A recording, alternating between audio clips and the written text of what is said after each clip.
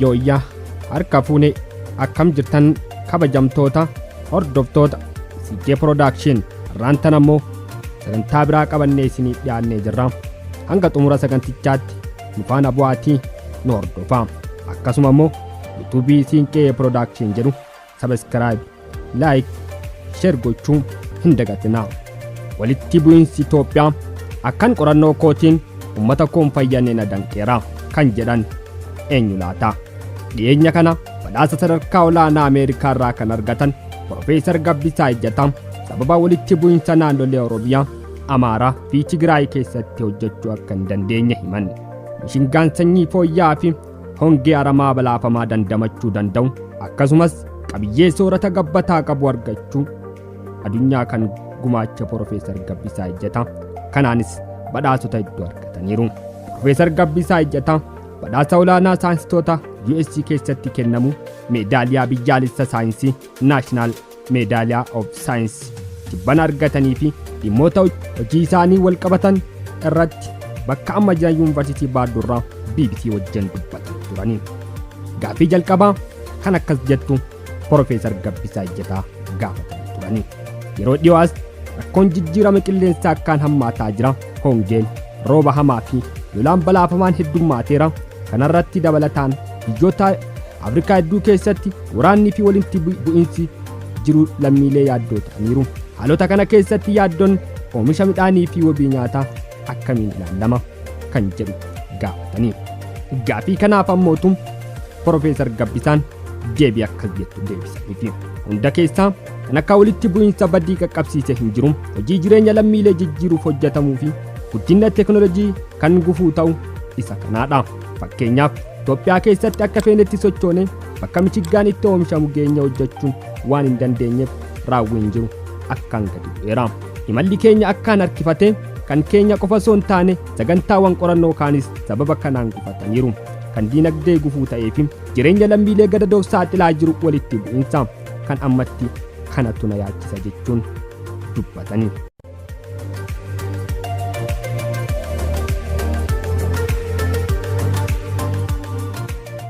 Gaaffii lammaffaa kan akkas jettu gaafatanii turani. Osoo waraannii fi walitti bu'iinsi oomishaaf qormaata ta'ee kun Itoophiyaa keessa hin jiru ta'e silaa yoona maal fa'u jettu? Oomishni naannolee 11 irraa dhufu hagam ta'uu mala kan jedhu. Gaaffii kanaaf ammootu yoo deebii kennan sanyiin mishingaa diqaalome kan oomisha guddaa kennuu fi aramaa balaafamaa dandamatu kan Itoophiyaa keessatti shaakallee hedduu qabna. Silaa osoo waraanni Itoophiyaa keessa hin jiraanne qaamaan achi deemnee sektoroota dhuunfaa waliin hojjannee sanyii kana baasnee facaafna turre. Kanaan dura shaakallee bu'aa qabeessummaa arganneerra. Hojiin sun garuu sababa waraana naannolee nuti keessa hojjetaa turre kanneen akka Oromiyaa, Amaaraa fi Tigree achumatti dhaabbate. Waggoota 5 darban iddoowwan kunniin seennee bu'aa waan hin dandeenyeef dhiisnee baanerra kan jedhus deebii Profeesarichaa turani. Mishingaan addichaa midhaan nyaataa isaa murteessaadha. Addunyaa irratti haala qilleensa dandamachuu kan akka mishingaa hin jiru. Biyyoota Afrikaa hedduuf mishingaan bu'uura jireenyaati.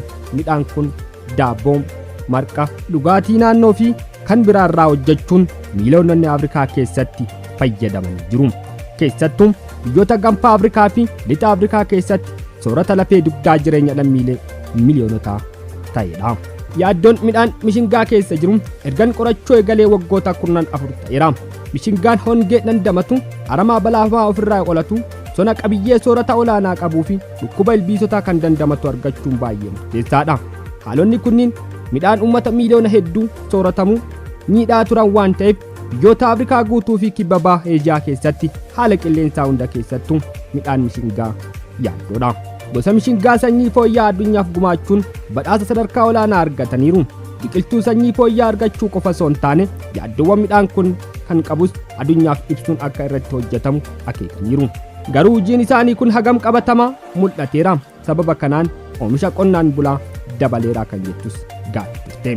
Mishingaan diqaalome yookiin ammootu filatame wayitaa argadhu reefuun digiriin koo jalqabaa xumura. Waggaa 5 jaarmiyaa misooma United Nation keessa hojjedheen sanyii mishingaa fooyya'aa yookiin diqaalome yeroo jalqabaaf Suudaanitti dhiyeesse. Sanyii fooyya'aa dhiyeessuu qofa osoo hin taane haala midhaan kun keessatti oomishamuu danda'us uumeera. sanyii biqilaa fooyya'aa achumaan namoota naannoof qoodee akka isaan oomishan hojjedheera.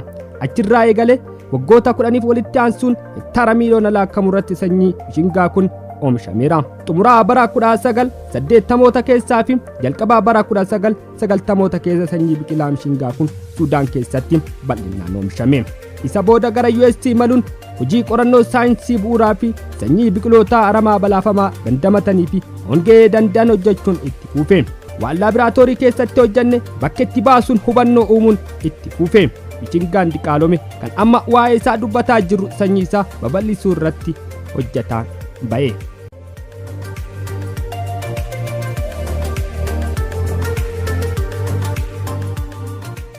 Biyyoota bahaa fi lixaa fi kibba Afrikaa hedduu keessatti fakkeenyaaf iddoowwan beekamoo 34 keessatti mishingaan diqaalome kanarratti waggootaaf yaaliin taasifameera.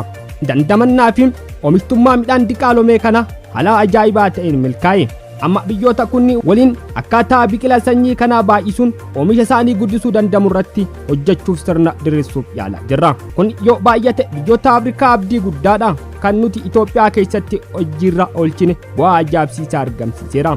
Oomisha sanyii diqaalomee argame sanyii isaa kan 40 caale kan jedhan Profeesar Gabbisaan gaafii isaaniitiif deebisan. Qorannoowwan itti fufinsaan geggeeffamanii fi teknoolojii haaraaf xiyyeeffannoon investimentii hagam taasifame jira jedhanii gaafii gaafatanii. Profeesar Gabbisaan gaafii kanaaf deebii akkas jettu deebisaniifi. Dhugaadha, investimentiin Afrikaa harkifataa ture garuu waggoota kurnan darban akkaan fooyya'eera. Kanaaf ammoo faawundeeshinii Geetis jaarmiyaa USAID fi mootummoonni Awurooppaa galata qabu. Biyya keessatti hojiiwwan investimentii hedduun hojjetamaniiru. Mootummaan biyyoota Afrikaa fi sanyii teknoolojii irratti investii gochaa jiru. Carraan jira, hojii abdachiisaan jira. Yoo nageenyaa fi tasgabbiin mirkanaa'e Afrikaa damee qonnaa baay'ee deemuu dandeessi. Qonnaan bultoonni sodaa malee akka hojjetan osoo haala mijeessine jireenya isaanii fooyya'uu danda'a. Garuu hojiin addatti rakkoo fi Afrikaa keessa jiru furuu irratti xiyyeeffatee hojjetamuu qaba. Saayinsii fi teknoolojiin amma jiru ajaa'iba. Garuu akkaataa rakkoo Afrikaa furuun danda'amuun bocamanii kan jedhu gaafiidha. Saayinsiin akka an itti jiru kanatu Afrikaa fayyada. Sanyii aramaa hamaa fi hongee dandamatu dhiyeessutu rakkoo Afrikaa amma jiruuf furmaata ta'a. Teknoolojiiwwan duraan turan biyyoota guddatanii ilaalcha keessa galchuun isaan fayyadeera. Amma investimentii rakkoo biyyoota guddataa jiranii furuu irratti xiyyeeffachuu qabna. Haala kanaan oomisha argamus rakkoo Afrikaa kana furuu jedheen abdadha.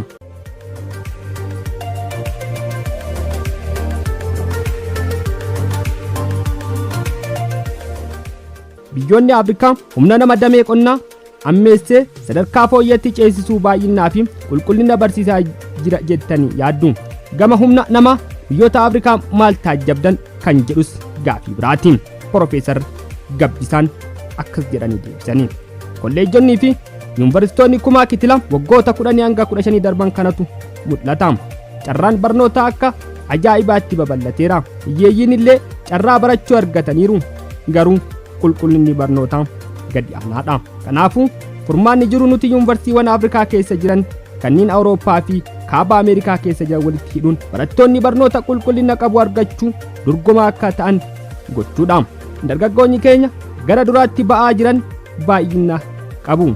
Yoo qixa sirriin leenjisnee carraa argachuu danda'u. Damee qonnaas ta'e kaan keessatti bu'aa buusuu danda'u. Kun ammoo carraaqqii keenya qofaan osoo hin taane biyyoonni gahee mataa isaanii qabu. Kaayyoon yuunivarsiitii barattoota baay'ee barsiisuu qofaa miti.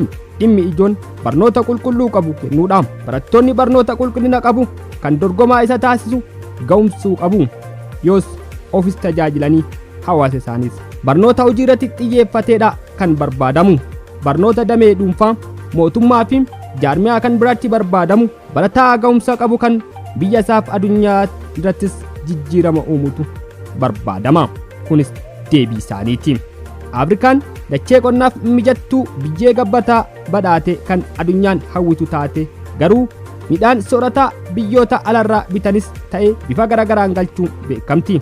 Kanarratti hundaa'uun mootummoota biyyoota Afrikaaf maal dhaamtu jedhaniini akkas jechuun Profeesar Gabbisaa Ejjetaa deebii isaanii kennani. Kun Gaaffii yeroo dheeraatiin Afrikaan ofii sooruu dandeessi addunyaa irratti dacheen qonnaaf mijataan dhibbeentaa 60 ta'uu Afrikaa keessatti argama. Lakkoofsi dargaggoota Afrikaa keessatti hedduudha. Osoo hojii qonnaa keessatti hirmaachisanii fooyya'insa guddatu dhufa. Teknoolojii fi saayinsii keessattis yuunivarsiitonni Afrikaa dargaggoota ga'oomsuu qabu. Sababni isaa rakkoo Afrikaa kan beeku isaanii furmaata Afrikaaf ta'us isaantu fida. Investimentii kallattii alaa dhufuu fi kan biyya keessaas jajjabeeffamuu qabu. Dacheen qonnaa mijataa kun dargaggootaaf banaa ta'uu qabu. Carraan jiru bal'aadha. Garuu carraa sana dargaggootaa kennuun baay'ee murteessaadha. Bara 1950 qe'ee baadiyyaa Finfinnee irraa gara lixaatti kiiloomeetira 100 fagaattee argamtu Olonkomitti dhalatanii guddatanii. Profeesar Gabbisaa Ejjetaa harmee isaaniif ilma tokkicha osoo hin baratin mi'aa barnootaa hubatanii isaan barsiisan kanaaf iddoo guddaa qabuu fi jiruu isaanii har'aaf fakkeenya harmee isaanii ta'uus waltajjii adda addaa irratti dubbata. Ijoollummaatti beela, arroobaa fi aduun waxa lamaa baratanii kanuma keessaa garuu barnoota akkaan cimoo turani. Rakkoon beelaa fi kan ijoollummaatti dhandhaman har'a hojii qonnaaf akka gumaachan isaan dirqamsiisuu hafaa laata kan jedhus gaafii nama keessatti uuma. Kun garuu isaan dhugaa bahaniiru. Barnoota digirii wayita kolleejjii Haramaayaa kan amma yuunivarsiitii Haramaayaa ta'ee wayitaa turanti Profeesar yuunivarsiitii Paardii Itoophiyaa keessatti waa'ee mishingaa qorachuu dhufan waliin walitti dhufani. Akka isaan gargaaran ramadamuun isaanii kallattii jireenya isaanii jijjiire. Digirii jalqabaa lammataa fi gara Ameerikaa imalanii yuunivarsiitii Paarduu kanatti akka baratan haala mijeesseef Profeesarri kun. Egasii qorannoon keessumaa Suudaanitti mishingaa irra taasisaa sadarkaa Afrikaatti jijjiirama guddaa fide. Profeesar Gabbisaan bara 1984 eegale miseensa yuunivarsiitii Paarduu bulchiinsa Indiyaa keessaa argamuuti. Barumsa isaanii digirii lammaffaa PhD biqiltuu diqaalomsuu fi jeenestikiidhaan yuunivarsiitii Paarduutti baratanii. Profeesar Gabbisaan waggoota midhaan mishingaa keessumaa uummata miiliyoona hedduu Afrikaa keessa sooratu qoratanii. Sanyiin mishingaa diqaalome hongeef aramaa hamaa dandamatu qorannoo waan argataniif bara 2009 badhaasa nyaataa addunyaa World Food Prize badhaafamaniiru. Yeroos osoo hin turin gara Itoophiyaa dhufuun pirezidaantii Itoophiyaa yeroo sanii Girmaa Walda Goorgis harkaa badhaasa goota biyyaalessa Itoophiyaa badhaafamaniiru. Bara kana onkololeessa keessa ammoo badhaasa olaanaa saayinsistoota USC keessatti kennamu meedaaliyaa biyyaalessa saayinsii Naashinaal Meedaaliyaa of Saayinsii jedhamu pirezidaantii Joo Baayiden harkaa fudhataniiru. Qorannoon isaanii kanaanis lammiileen Afrikaa miiliyoonona lakkaa'aman waan nyaatanii bulan akka argatan darbes oomisha isaanii dachaa hedduun akka guddatu gargaareera. Yeroo ammaa Paarduutti damee horsiisa biqiltuu jeenetiksii fi qonnaa idil addunyaa Profeesar kabajamaa Jistuu Naashid Profeesar ta'uun tajaajilaa jiru. Dabalataan Daayirektara olaanaa giddugala wabii midhaan nyaataa addunyaa yuunivarsiitii Paarduu ta'uun hojjetaa jiru.